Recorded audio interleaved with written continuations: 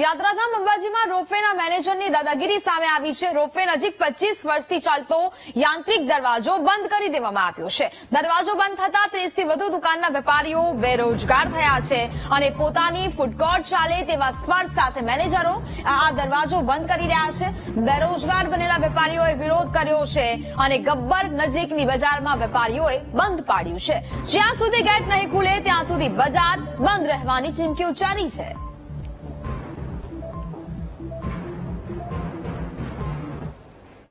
ઉડન ખટોલા gate બંધ થવાથી યાત્રાળુને પેલું બાજુ ફૂડ કોર્ટમાં કાઢે છે એટલે એ બહુ અમારે મજબૂરી થઈ ગઈ છે।